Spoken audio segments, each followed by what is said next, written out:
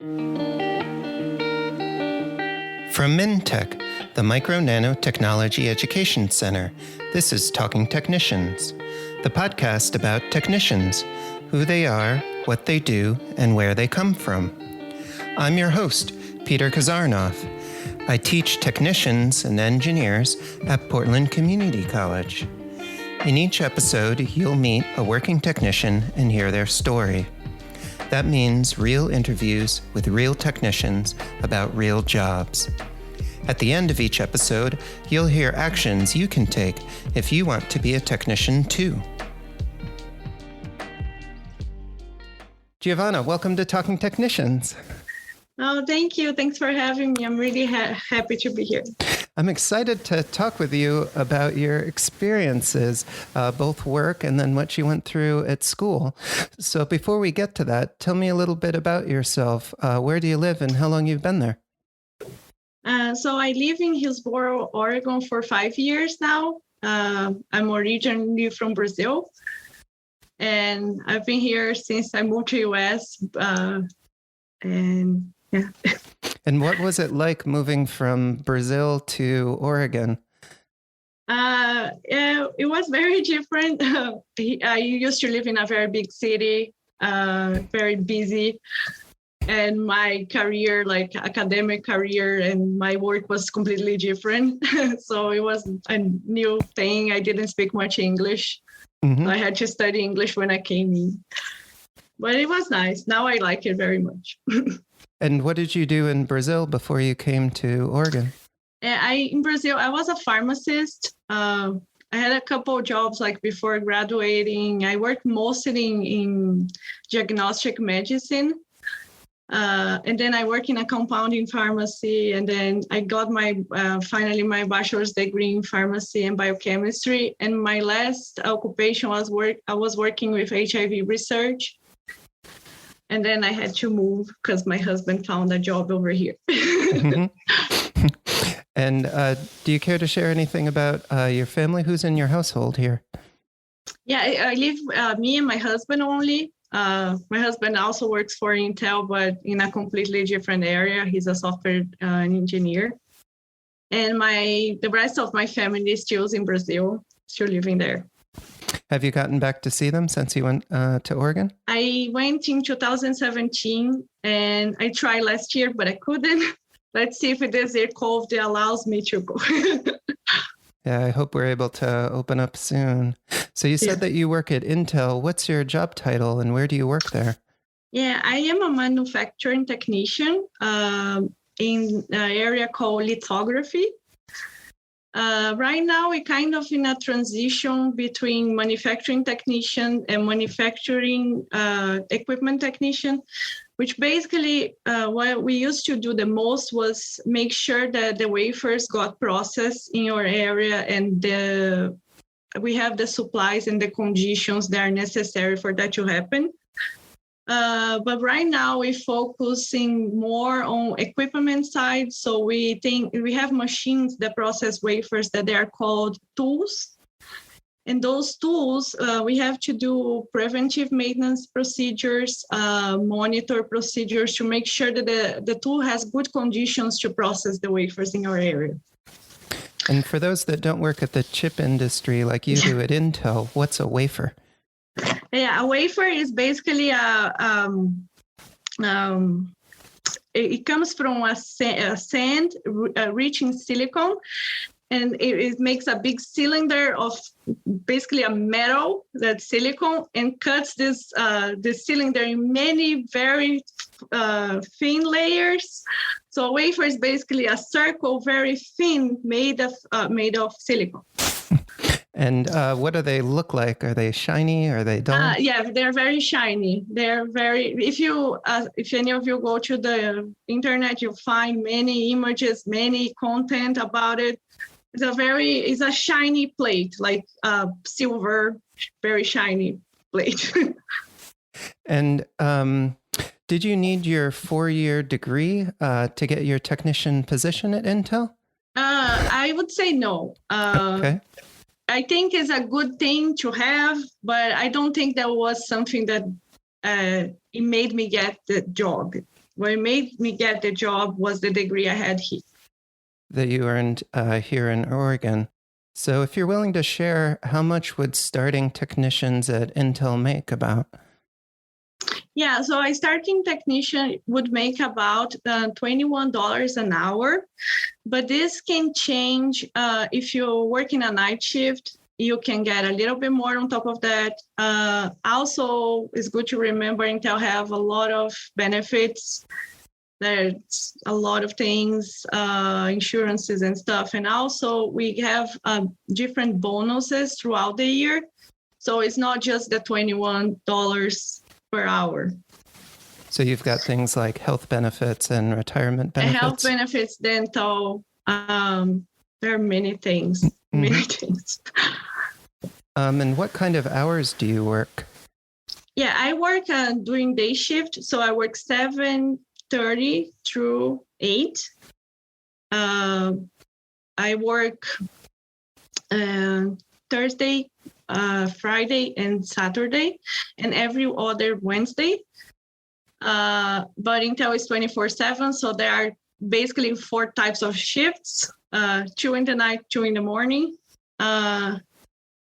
Yeah. So you work 12 hours a day, 3 or 4 days a week? 12 hours a day, yes. 4 or 3 days a week, depends of the week. And do you like that schedule? Yes. I mean, it's kind of heavy. Some people would say, oh, it's so many hours.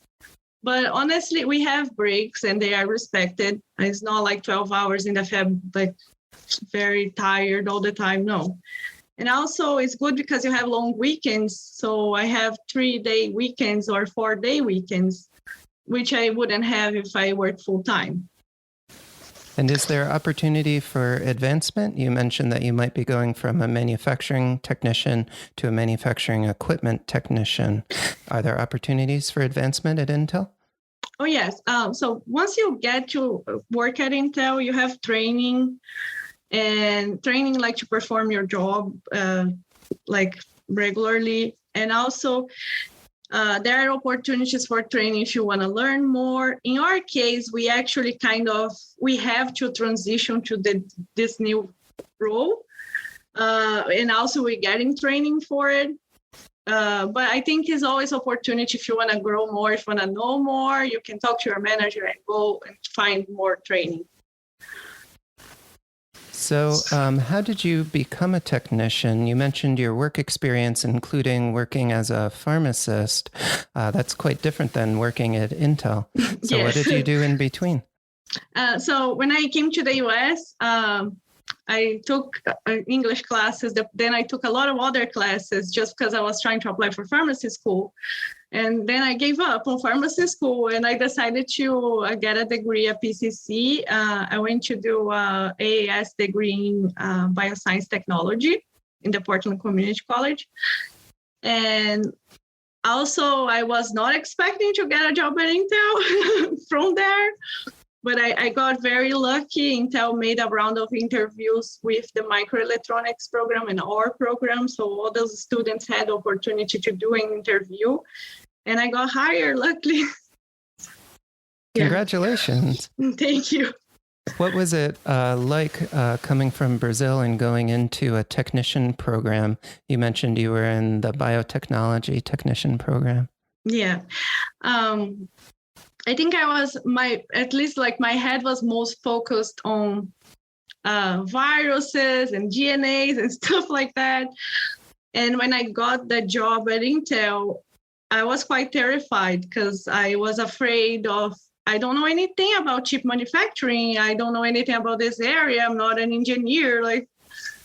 But everything comes down to you're going to find a way to use your skills. And a lot of things that I know from my program, from bioscience technology, and from my experience, I use at Intel a lot of things that I didn't even think I would. So you use some basic concepts like quality control, math, a lot of documentation that I think all degrees in some way have it. So it's a lot of skills that you already have. And you're going to apply you're gonna be fine at a work like this. Do you work by yourself at Intel or in a team? In a team, yes. And how did being in that technician training program prepare you for things like working with a team or working with a supervisor or doing reporting at the end of a shift? Yeah, I think we learn a lot in the classroom about teamwork, and no one does anything alone. Everything is made in parts. Like Intel at least has like a lot of complex things. You cannot do it alone. And at school it's the same thing. Sometimes you have procedures that are so long and you have to kind of divide activities. So I think the school force us to do a lot of teamwork, and that was really important for my work now. And also I think the way that we documented the way we have to do our reports, and even in teamwork, like passing information to another colleague about what is going on. All those things are very important for a manufacturing technician job. What was your first day like at Intel? Do you remember what you felt like the first day you went in? Yeah, so my first day at Intel, actually you receive a training that's for all manufacturing technicians that go hired. And you don't even know where you're going to work because you have no idea how this thing is big and complex. So you don't even know. Then you receive like some basic training about chip making and other things about the company itself. And I was very afraid. Mm-hmm. And then the fear went away in a couple of days. Then they're going to send you to be trained in the area that you're going to work for. And then you start to understand, my area is responsible for this or that. Yeah, I was a little scared, but once you're there, it's really, really nice.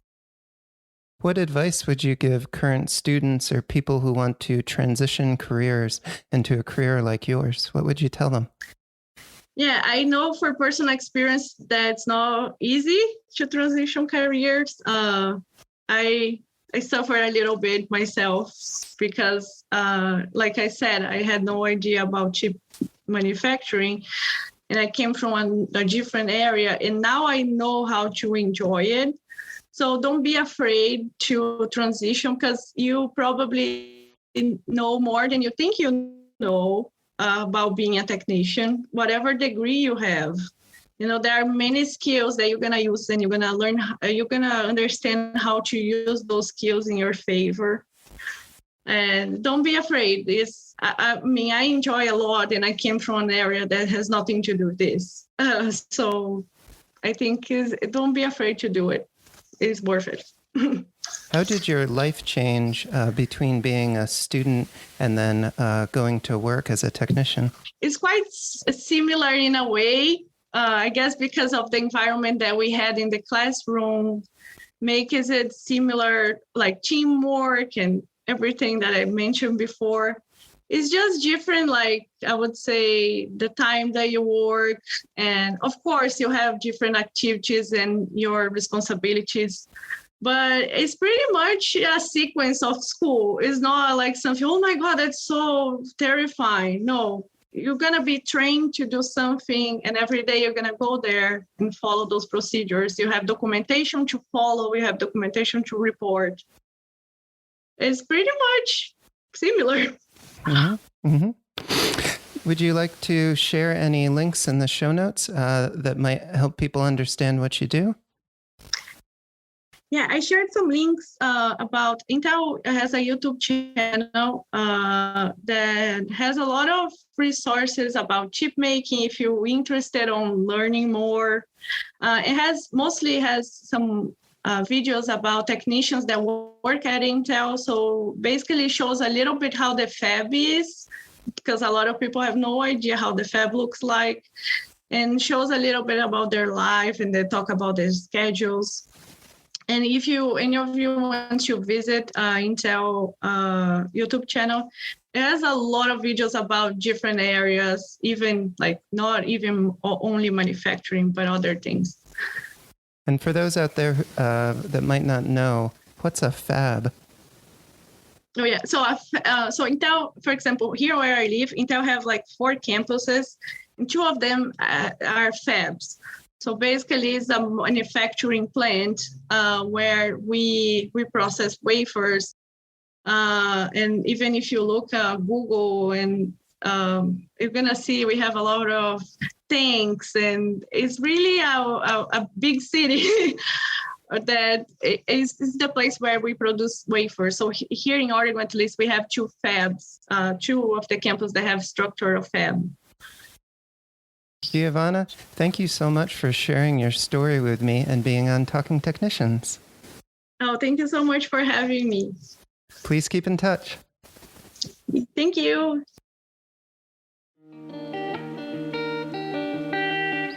Talking Technicians is produced by MNT-EC, the Micro-Nano Technology Education Center, through financial support from the National Science Foundation's Advanced Technological Education Grant Program. Opinions expressed on this podcast do not necessarily represent those of the National Science Foundation. Join the conversation. If you are a working technician or know someone who is, reach out to us at info@talkingtechnicians.org. We're always looking out for great guests to share more stories with you.